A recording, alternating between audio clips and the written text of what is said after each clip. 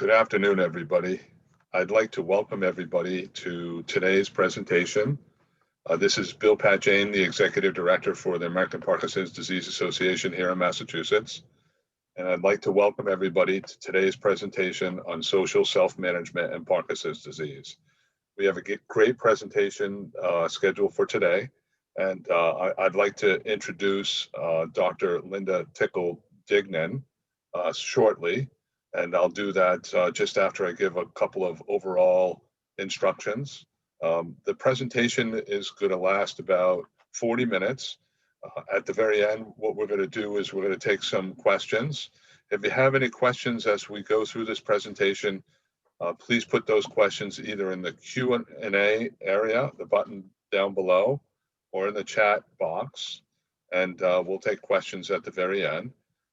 This information session is recorded. You're not able to actually be visible during the presentation, and so we hope that that's okay. At the very end, again, we'll take questions and answers, and we'll be able to share this presentation with everybody after it's all completed. And so, again, my name is Bill Pat-Jane. I'm the Executive Director for the American Parkinson's Disease Association here in Massachusetts. Welcome to today's presentation. The APDA of Massachusetts has been in operation for decades and offers programs and services to the Parkinson community in Massachusetts and surrounding states. We've received a large response for this presentation. Additionally, there's been tremendous progress in understanding and treating Parkinson's disease. PD is highly individualized from person to person. Not all that is discussed today is relevant to everyone. The healthcare team must be familiar with signs, symptoms, treatment strategies, and how PD impacts the individual patient. Treating Parkinson's disease requires a team approach. Today, we are providing information, and the information is not intended as medical advice. Thank you. And so without further ado, I'd like to introduce the presenter for today. The presenter for today is Dr. Linda Tickle-Degnen. Linda Tickle-Degnen is Professor Emerita at Tufts University with expertise in occupational therapy, social psychology, culture, and healthcare stigma. She received her PhD at Harvard University. She has extensively studied healthcare, quality of life, social participation, and the Parkinson's disease experience. She is a principal investigator of a large observational study funded by the NIH on social self-management and Parkinson's disease. She has contributed significantly to the understanding of expressive behavior and facial masking in Parkinson's. She has developed innovative programs to inform her students and the community of interventions that improve quality of life, including PD Dance Initiative at Tufts University. She serves as an advisor to the APDA here in Massachusetts, and we greatly appreciate all that she's done for the PD community and for the APDA. We're fortunate to have the ability to integrate with Dr. Degnen today, and we very much appreciate everything that she's done. And so without further ado, I'd like to transition to the doctor. Thank you. Can everybody see me now? I'm assuming people can see me. I'm very happy to be here. Thanks, Bill, for that introduction. I'm going to get right to the gist of things so that we can have a lot of opportunity for everyone to ask questions at the end.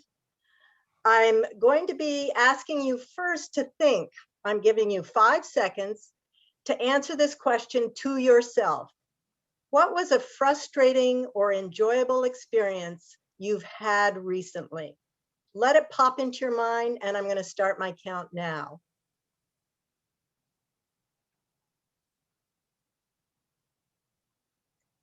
Okay, that's it. 5 seconds, unless I went too quickly. But when we've asked this question and given more time to people living with Parkinson's disease, we find that when describing their life experiences, people with Parkinson's use social words when describing their enjoyable and frustrating experiences. They use social words 5.5 times more than words about their physical health or symptoms. When they're talking about enjoyable activities and enjoyable events, they talk about being connected in supportive activities with family, friends, and colleagues. When they're talking about frustrating events, they're more likely to talk about the social aspects of distressful social exacerbation of symptoms, feeling anxious and then having more symptoms they have to overcome, for example, in their workplace, feelings of incompetence with social activities compared to the way that they used to be able to perform them. Now, what we learn from this is that social life is big. It's very important. And not only is that the case, they talk about activities, life activities, when we ask them just to tell us answers to these types of questions. And we learn that life activities are biopsychosocial. That means that when engaging in daily life, you are exercising the muscles of physical, mental, cognitive, emotional, and social life. And this is what we're talking about today, though I focus a lot on the social aspect of the biopsychosocial.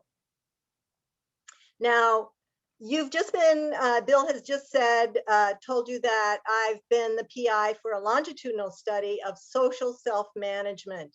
It is over the last 6 years it took, with 3 years of people giving us stories about their lives, letting us give lots of tests and instrumentation. And we so highly appreciate this. We define social self-management, and it's now defined well in the reference I show below. I also have a reference list at the end. So you're welcome to try to access that. Social self-management is participation in daily life habits, routines, and more complex projects that are long-term, involving social relationships, roles, and activities that are beneficial to psychosocial health and quality of life. Now, I'm also going to be talking to you and organizing this talk around this concept of resilience, because I strongly feel that what we're doing when we're talking about social self-management is giving you tools for bouncing back from adversity, from the changes that are experienced, the transitions, etc. I'm using a definition, 3 points. The first 3 points are from a definition of Astir Almadam, one of my former Tufts colleagues, previously also at Boston University, now at Lund University, who wrote in a policy issue about resilience based on her work in war-torn Eritrea, a nation in Africa that she came from. So she examined resilience and coherence in meaning in people living in a war-torn country. But her work is highly relevant for any adversity, in my opinion, that we look at. She said, resilience, and I'm adding the biopsychosocial to that, resilience is capacity to judiciously, that is wisely, engage with catastrophic experiences. We know that catastrophic experiences are different for every single human being, but we all experience them in some degree. Actively making meaning out of adversity with the goal of maintaining what we consider normal from our own lives, healthy function, without fundamental loss of our identity, which I'll be talking about more, but the things that we value, our personality, how we see ourselves. Now I'm adding on a 4th point, which has been described in the healthy aging literature. And I get a lot of my work from the healthy aging literature because I feel that one can age healthy with wellness, with Parkinson's disease, living with the changes that are incurred with Parkinson's. It all depends where you start and where you're going to. And this is highly individualized. So we want to also balance personal effort, independence, and aspiration with acceptance of vulnerability and interdependence. And this was gathered qualitatively through large numbers of people aging, saying what they felt was important for resilience or being able to bounce back from unwanted changes in their lives.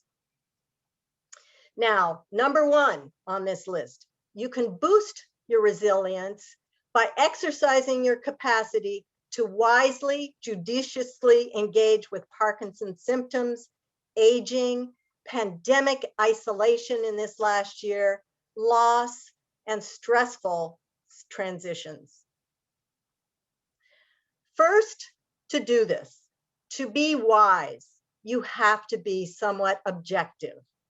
And the way that you have to reflect about objectively upon your own circumstances. And when I say your own, I'm talking about people with Parkinson's and their family members, their friends, anyone who they're really connected to.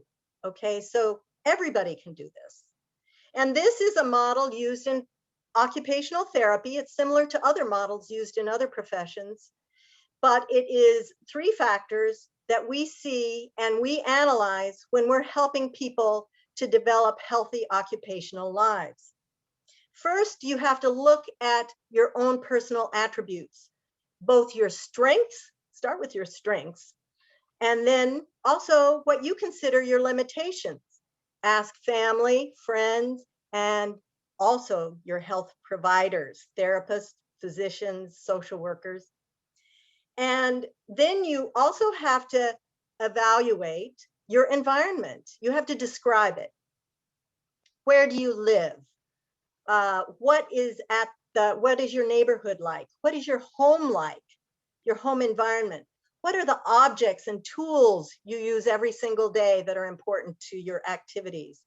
And other people are in your environment. They may be your family, your friends, and other colleagues, but they may be just acquaintances, like in the shopping grocery store, or they might be strangers in public, like in a restaurant. So every time you do an activity, you may be changing your environment. Okay. Occupations is an old-fashioned term from the beginning of the 1900s that occupational therapy adopted, and we liked it.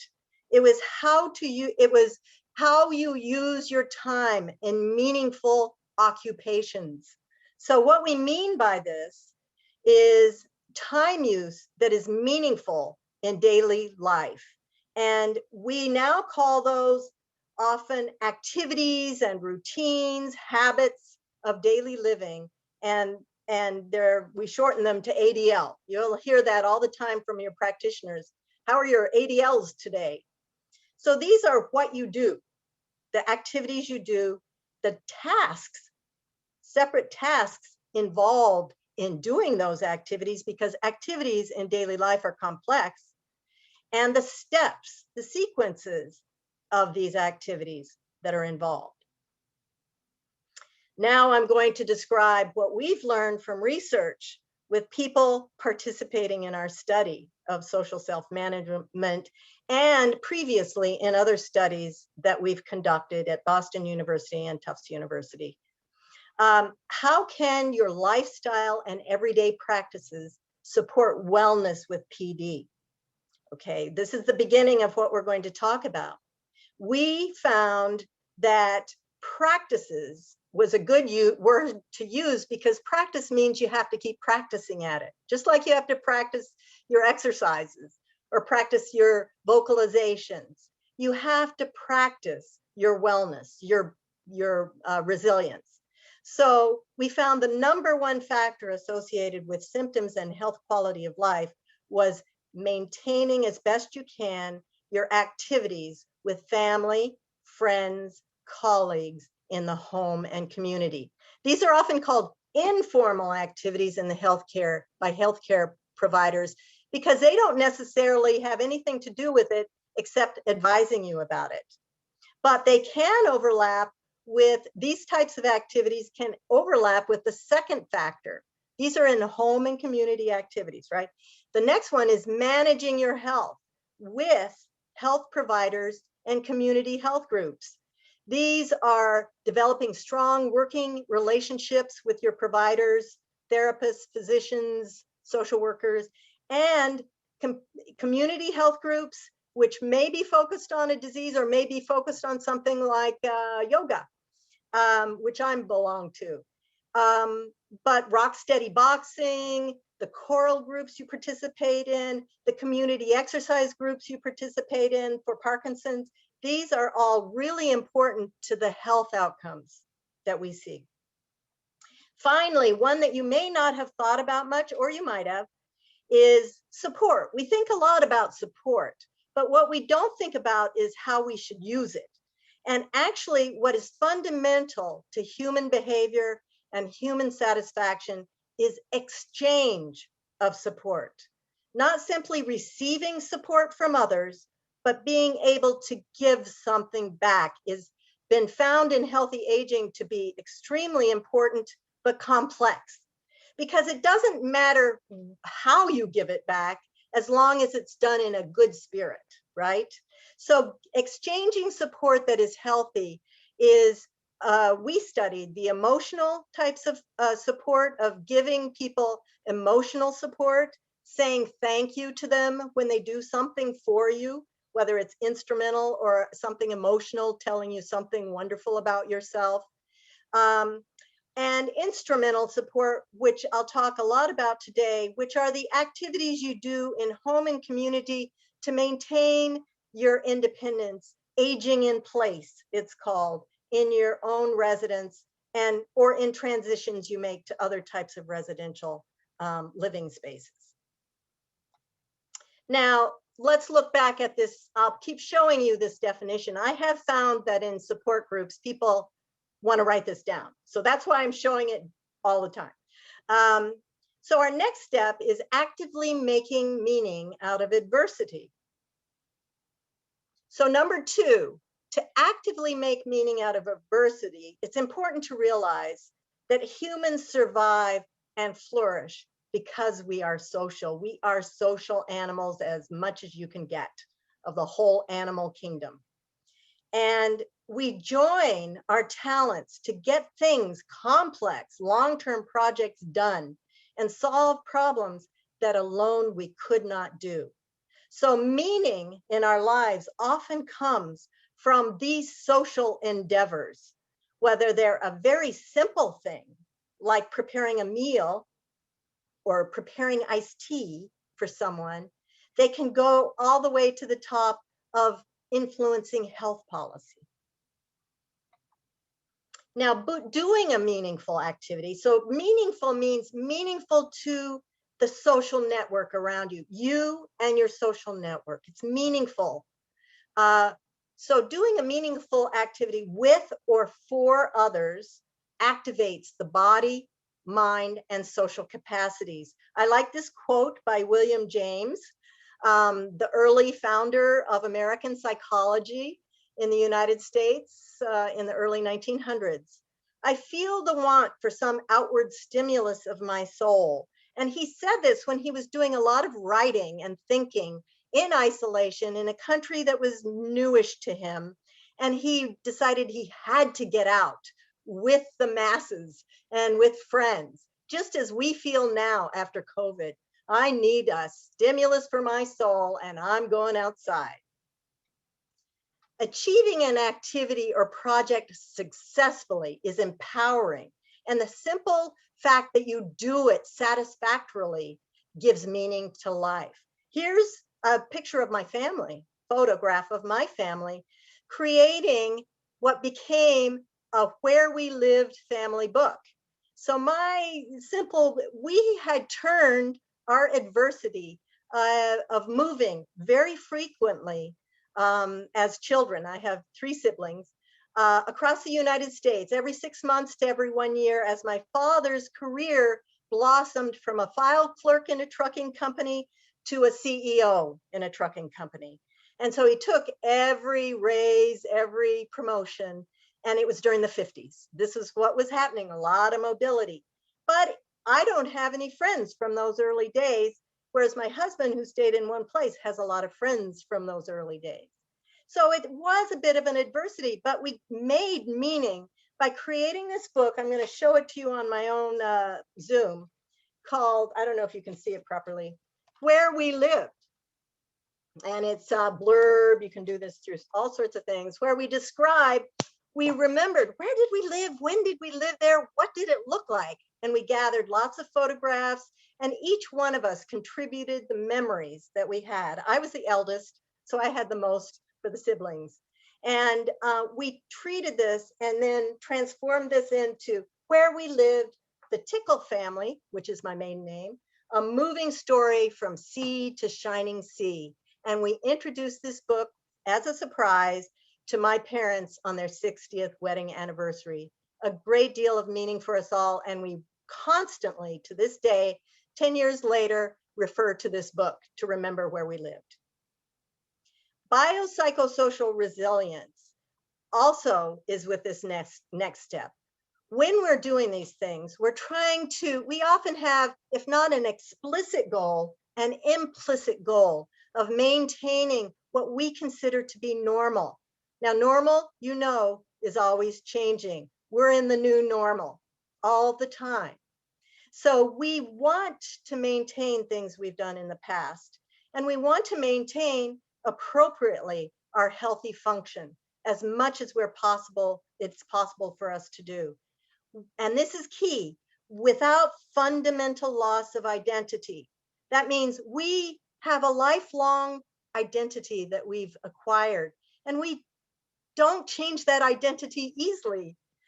But also often we don't want to, because it's a great identity to have.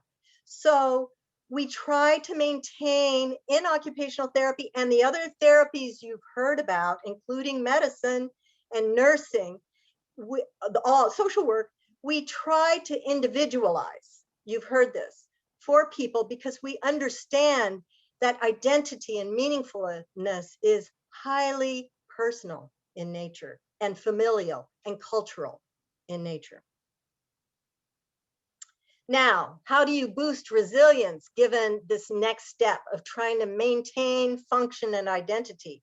We have a lot of work in the healthy aging literature that can give us a lot of good feedback about this, as well as beginning details in the Parkinson's literature. We don't have as much in the Parkinson's literature, which I could talk about later if you wanted to, why I think that's the case. But in any case, this optimize, adapt, and choose is Baltz were their names, came out, that terminology came out by people studying wisdom, the development of wisdom with aging, and what it was that wise people did. And it fits very nicely with occupational therapy and physical therapy and speech therapy and so on. So what you do is you work, after you've identified, reflected objectively upon your strengths and limitations, you work to optimize your strengths and minimize your limitations in a feasible way, in a successful way. You work on the environment to select the environments that you go to adapt those environments. You adapt the location, you adapt the objects in the environment, and you identify and adapt the social contexts that you put yourselves into. You may have to do some real information training to social contexts that don't understand Parkinson's. Like if you're going to a church, we've heard people talk about being misunderstood for not being appropriate due to some of the symptoms of Parkinson's disease. So you want to inform people possibly. Occupation, you must choose your activities wisely, things that fit your capacities and your limitations, and simplify or complexify as needed, because what we're gearing towards is the just right challenge, the thing that is satisfying and pushes us towards our strengths, but does not make us fall apart. Now, P is for person in the PEO model, which our OTs call this the PEO model. We ask ourselves, and you can ask this of yourselves as well, what abilities or interests can I contribute to an activity? Here's a reading activity, and listening, imagining, reading, turning pages. You can imagine everything that we might think about that's involved in skill or capacities for doing this activity. E is for environment. How can environment or objects be selected or adapted to make activities safe and successful? These are critical parameters for us. On the right, I think you're seeing this on the right, where the two children are playing with water and a water hose and trying to groom their dog, I guess, as a secondary thing. This is a safe, typically safe environment for these particular people in this photograph. And the dog is really calm, in my opinion. And they're having fun. They're cooling off on a hugely hot day like today and the rest of this week has been so far. In the middle picture, we see a toddler with water wings, which are wonderful assistive devices for learning how to swim in a pool, which is less safe than playing on the ground with a water bucket. And finally, we see the most risky section, a photograph with, I think it's a father helping an older child learn how to swim just by hands-on assist, not with water wings anymore, but with human interaction. I'm sure there's human interaction in all of these photos, but this is now letting go of some of the assistive devices, letting go of gravity, and now deep water. Now, as we just finished at Tufts University, the Dance for Healthy Aging with Parkinson's Disease, which is supported by a grant by the APDA Massachusetts chapter, for which we highly appreciate it. This is our 6th or 7th year, and depending on remote versus whatever, when we invite the Mark Morris dance instructors, Pamela Quinn from her PD Movement Lab, and David Leventhal from Dance for PD from the Mark Morris Dance Group Center in Brooklyn. And we could do it remotely this year. And we found out, I really didn't want to do it remotely. I love it. We create beautiful performances, joyful performances with OT students, dance students, and people from the community, Parkinson's community, coming in with high dance professionals. Renata Selikowska is our highly professional dance program director at Tufts University and is part of this as well. And together, people are put into little groups and perform dances, not as patients. It's not for therapy. It is therapeutic, but it's not for therapy. It is to perform occupations, meaningful use of one's time, joyful use of one's time. And what we learn from their creativity, and I'm talking about the professional dancers and the occupational therapists together, is how to solve problems that far extend beyond the dance occupation. They apply to rock steady boxing. They apply to everything you're doing. So anyway, just a little plug there. However, what I meant to say, it's a remote environment. We can stay connected just as we are now. Now, social participation can occur in a solitary environment. And that's very misunderstood because we often categorize solitary activity as separate from social activity, when in fact, it doesn't need to be. It's the quality with which it's done. Solitary activity that activates social purpose or social intentions, creating art to give to a friend or to just show at a gallery, online or offline, or making cookies, or I send bread, homemade bread to my father who's over 90 years old, and I just visited him in Jacksonville, Florida, who became 90 during the COVID. I sent him bread that I made to connect with him other than through Zoom, simply. So solitary activities, and I did those in solitude. I was just doing those on my own. I finished this presentation in solitude yesterday, or almost finished it. I got feedback from friends. I finished this presentation in solitude with a social purpose and plan of connecting with you. So my solitary activity of developing the PowerPoint and what I was going to put into it and how I was going to organize it was done in solitude. Older adults in rural isolation, and this work is from Scandinavia, very interesting, with no Wi-Fi, report social purpose and connection through memories and imagination. They describe a case in this study of a woman who keeps up her house and makes cookies, even though she sees a single human being about once a month. She lives on a farm in rural northern countries. And she tells these people she does this because she loves that that person comes to visit her. And she remembers how wonderful it was to raise a family in that house. So this gives you social participation in a very different sense than what we normally think. Now, we've been talking about the environment, solitude, remote, in person. O is for occupation from the PEO model. How can the occupation be modified, made more complex or simpler to be successful and satisfying?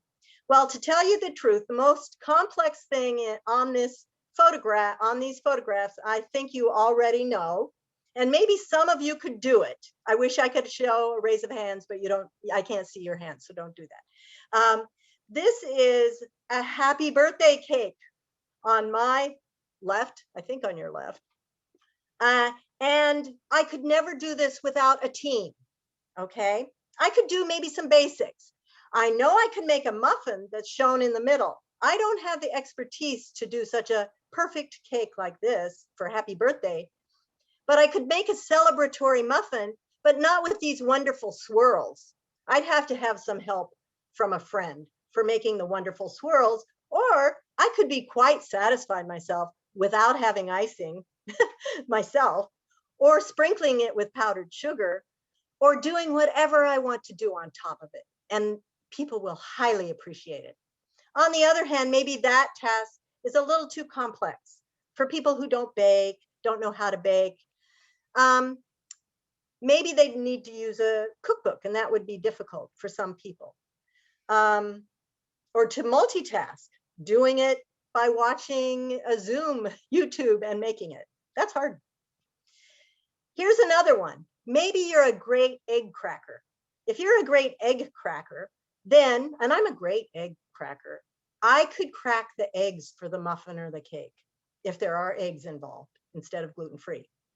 So you choose. Maybe I could go to the store, which I could right now, and I could buy the ingredients, or I could read the instructions and guide someone in performing the cake, the muffin, the easy muffin. Now, the last point that we're going to cover today is this balancing personal effort and the acceptance of interdependence and vulnerability. I love this photo because it shows, to me, tremendous resilience, a boost of resilience. I think, because I've been there, that because I don't know these people, this photograph occurred at Yellowstone National Park. You may have a different view of this, near the sulfur springs of some sort, bubbling sulfur. And if this is the case, or even if it is not, imagine the planning of 3 generations, which I think this is, somebody's taking the photograph, 3 generations doing an excursion to Yosemite? No, Yellowstone, with 2 assistive devices, people who have mobility limitations. The child who hasn't learned to be able to walk safely across a board over the sulfur fields, and the gentleman in the picture. So this takes a lot of planning and a lot of understanding of interdependence and accepting it. And then talking to a lot of people to find proper residences around Yellowstone, etc. It's a lot of pre-planning. I want to refer to a study that Sue Berger did with our group. And she did a qualitative analysis of some of our interviews with our participants with Parkinson's disease and found that she was really looking primarily at the care partners' instrumental activity. Actually, she was looking at all of their talk and found they talked a lot about what we call instrumental activities of daily living. These are the activities that are required for independent functioning and in the home, aging in place, in the community, or even when you go to a new residence like a continuous care residence, which my father lives in independently right now.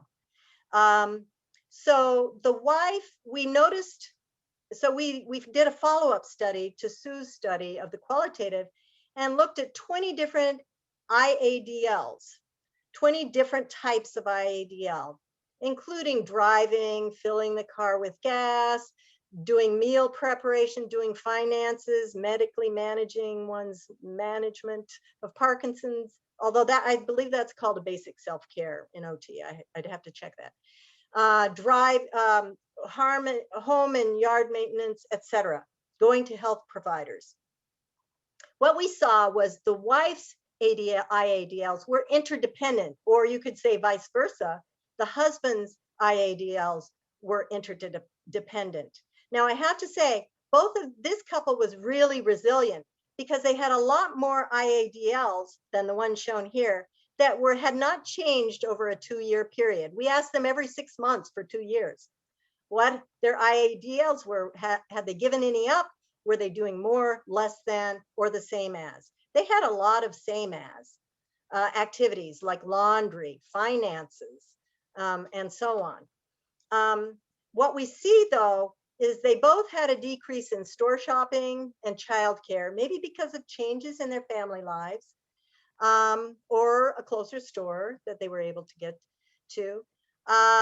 There was an increase in the wife's driving the car and filling the car and going to health providers, which may have been at that time via car, and also an increase in resting, despite an overall reduction of 1% of her ADLs, which is a small amount in how much she spends in ADL.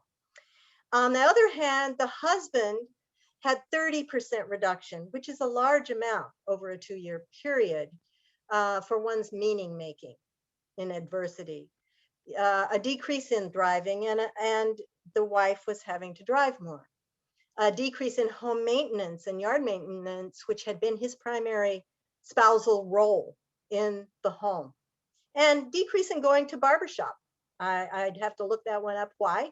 And a decrease in his resting, which is considered very fundamental, either as a self-care or an IADL, for being able to accomplish all these tasks during the day. So he had a reduction in resting, which may have been due to fatigue or sleep disturbances that are associated with Parkinson's. In any case, we see interdependence and we saw resilience, with the wife in our qualitative study telling us, you know, I can do this thing. It was a reluctance. I can do these changes. This is important. I really feel for my husband not being able to drive. And I want to maintain all of these things for both of us. We haven't looked yet at the husband's qualitative work yet, but we had looked at the care partner qualitatively. Now I'm going to finish with telling you about a couples study done by, some of you may know her, Professor Sarah Gunnery, who was a postdoctoral fellow in my research lab at Tufts, the Health Quality of Life Lab, and had been a primary interviewer for care partners in particular, and very much part of planning along the study, along with Michael Stevenson, who's now at Boston University, neurology department. So Sarah is conducting her own PI. She's the primary investigator from a grant from the state of New Hampshire for social interaction and health lab that she has. And if you're interested in participating in this Zoom study with her students and herself, please contact her, and you'll be able to contact this link after it's up on YouTube, or it's sgunnery@NEC. Just Google her at New England College. I want to finish now. Bill, thanks. Remember, social self-management practices are beneficial to psychosocial resilience. So look how you can balance these activities. Doing this exchange, not only receiving support as a person with Parkinson's or a care partner, but giving it. Working in strong therapeutic relationships with your providers and health groups, and doing your activities that you highly value. So that's it for me. And I'm turning it over to and these are acknowledgements of the wonderful team I work with, including Kathy and Marie and others on this list. Thank you very much. Here's a reference list for you. Thank you, Doctor. We have a few questions. Oh, excellent. So one of the real important themes that we've seen in the course of the last year or so is that with the pandemic, people have kind of experienced or gotten some bad habits. They're spending much more time at home, less time out and being active, and in certain social situations, the partner requires a little bit more coaxing to change that behavior. Is there anything that you would suggest, to help that situation? Yes, not naming any names. We found one of our dancers was a person with Parkinson's and his wife almost forced him to come to the dance because he was missing another activity that he loves, rock steady boxing, which is a fantastic activity. And he came to the dance and he was ecstatic about it by the end, because he learned some creative inputs. So it is very hard. You have to look back at that definition of resilience. It is very hard to go through transitions. We're going through another major transition in our habits. It's hard to change our habits. I'm finding the same thing. I'm doing less fitness activities together with other people than I had before, and yet everywhere I go, it's opening up. And that's because I got used to the habits and the routines I created. Routines and habits are extremely efficient and effective for organizing our lives.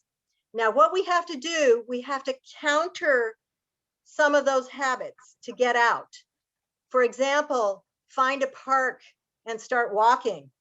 We had a APDA webinar recently on walking and mobility, community mobility.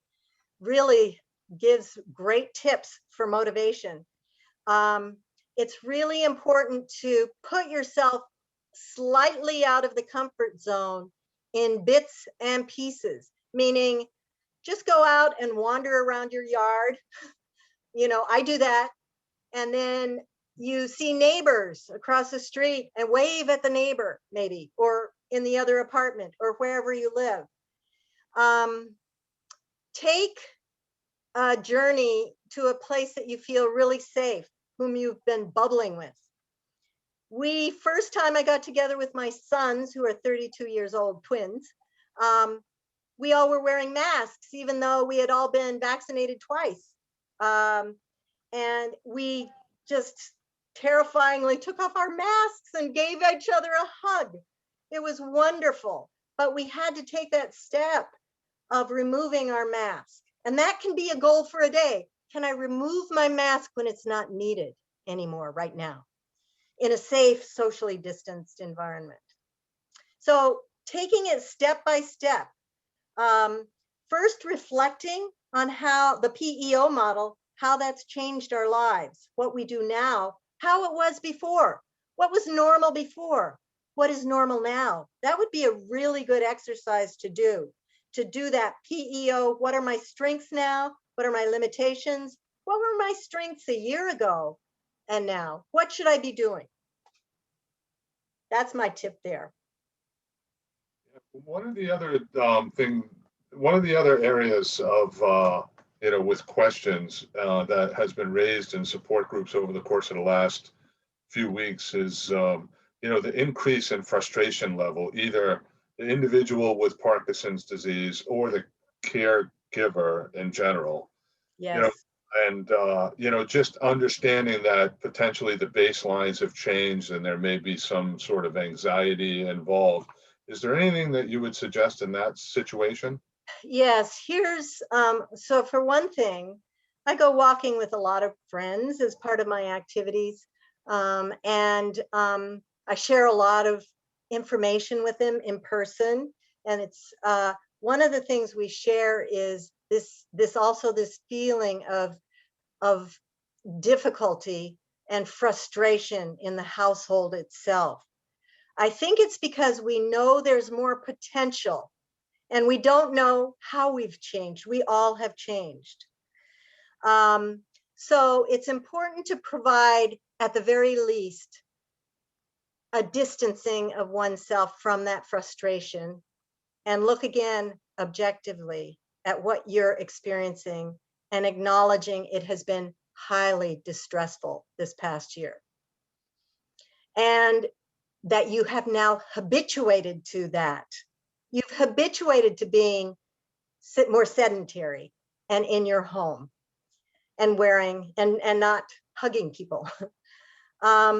So habits are hard to change. And so tell each other, thank you for being who you are. I noticed that you love, I'm talking about my husband right now, who is downstairs. I know that you love meeting new people and hearing their stories. You can't just hear my story 24/7. So I know that's his, and he goes, yes, that's true. It took me a year to figure that out. Okay, so don't let it be a year. Ask the person, do that PEO model. What optimizes you? What limits you? So that, and the emotional support, showing appreciation for the smallest of things. Thank you. Thank you for making that coleslaw. Is what we need. Yeah, another question that we have, Doctor, is, some people have challenges in, speaking in large groups and they prefer the one-on-one. Do you have any suggestions on, on that? That is so interesting. So I'll tell you a little story about myself. I am Emerita. That means I've retired.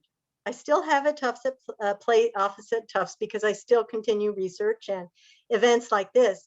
But I stopped Zooming for teaching September 2019. No, sorry, 2020. This last September. So I had a touch of Zooming, but I was not. The last time I did a formal presentation that was filmed like this one was a year ago. Okay. So I had been Zooming in a very natural environment, and then doing the Dance for Healthy Aging helped get me started because it's so fun and you can just be goofy, do whatever you want to dance. I felt comfortable after that. So I think that these are the kinds of things that you have to do when you have a social anxiety, which is very typical.